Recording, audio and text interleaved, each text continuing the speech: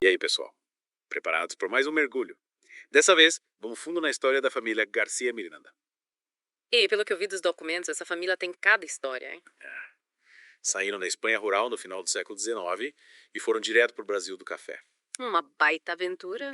Atravessaram o oceano, enfrentaram desafios e deixaram um legado que dura até hoje. É de arrepiar. Imagina só, largar tudo pra trás e começar uma vida nova em outro continente. E é isso que a gente vai desvendar nesse mergulho, a saga da família Garcia Miranda. A gente vai além dos nomes e datas, vamos conhecer as pessoas por trás da história. Vamos. Começando lá na Espanha, na província de Almeria, onde a família Garcia Miranda vivia em meio às montanhas. E pelo que eu vi, eles eram agricultores, mas a vida não era fácil. Os impostos da igreja eram pesados.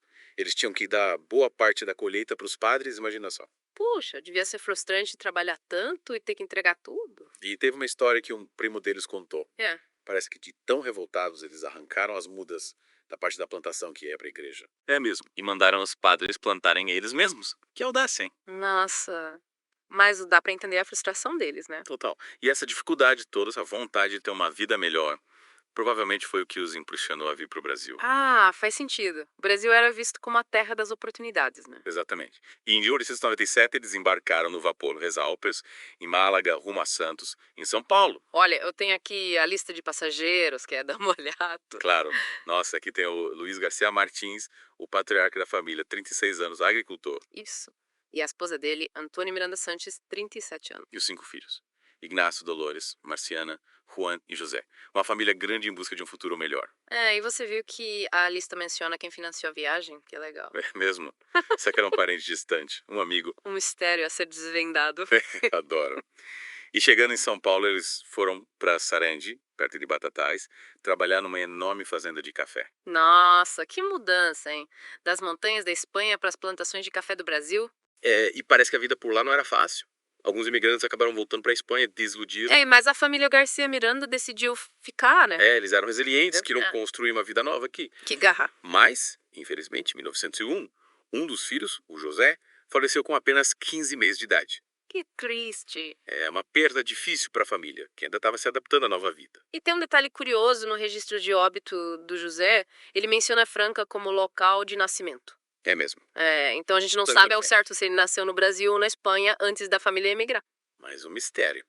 Mas, apesar da tristeza, a vida seguiu e a família continuou crescendo. Eles tiveram mais 7 filhos no Brasil: Maria, Antônio, Luiz, Pedro, outro Pedro, Júlio, Antônia e Luísa. Bom, 12 filhos no total, uma família enorme. E com nomes que se repetiam, né? Pedro e Antônia aparecem várias vezes. Era comum na época batizar os filhos com nomes de familiares. Ah, sim, era uma forma de homenagear os antepassados. E você reparou que os padrinhos dos filhos do Luiz e da Antônia eram, na maioria, amigos próximos. É verdade. Sinal de que eles já tinham criado laços fortes na comunidade, construindo uma nova família aqui no Brasil. Exatamente. Né? E essa rede de apoio era fundamental para quem estava ali começando a vida. Né? Totalmente. E a gente vê essa rede de apoio se fortalecer ainda mais nos casamentos dos filhos. É mesmo? Em 1906, a Dolores Garcia Miranda, filha do Luiz e da Antônia, se casou com Ron Navarrete Pérez. Ah, e as famílias dos noivos já se conheciam, né? Lembra do Pedro Navarrete de Médici e da Maria Pérez Pintor? Sim, eles eram os pais do Ron, que se casou com Dolores. Ou seja, as famílias já estavam interligadas antes mesmo do casamento. Exatamente, que legal ver essas conexões se formando, né?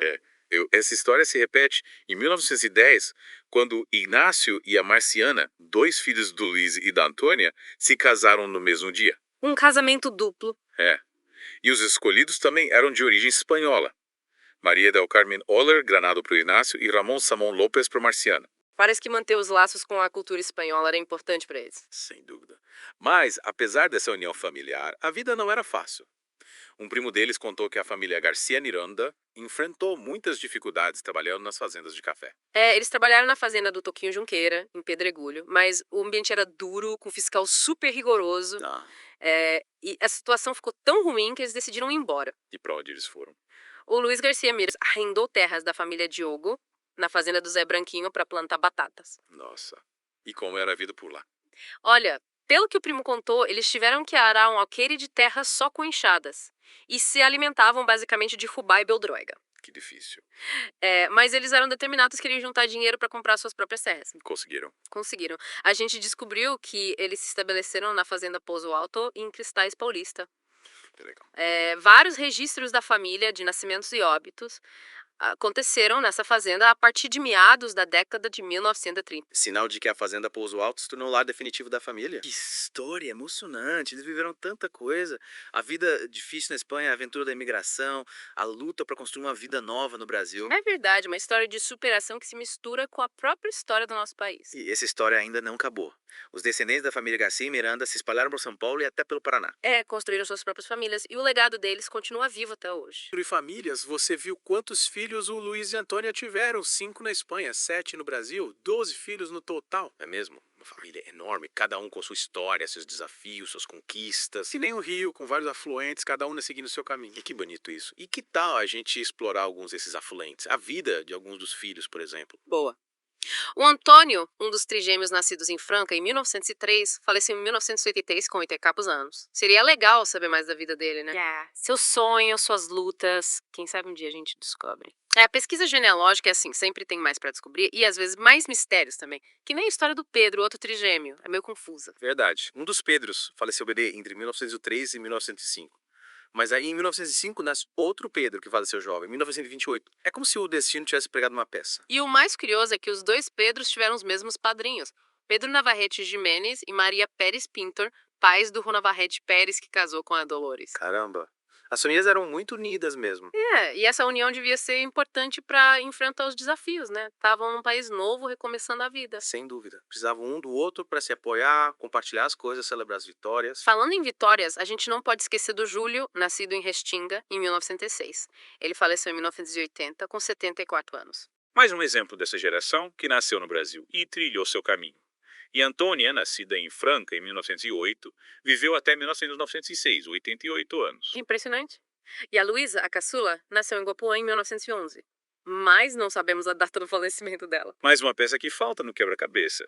Mas quem sabe um dia a gente descobre. Essa busca por informações é o que faz a pesquisa genealógica ser tão fascinante. Verdade. É como juntar as peças do passado e reconstruir a história. E a história da família Garcia e Miranda mostra como a imigração moldou o Brasil. Com certeza. Cada família de imigrantes tem uma história para contar, que contribuiu para nossa cultura, nossa economia, nossa identidade. E você que está ouvindo já pensou na história da sua família? Que segredos, aventuras e dramas estão escondidos no passado dos seus antepassados?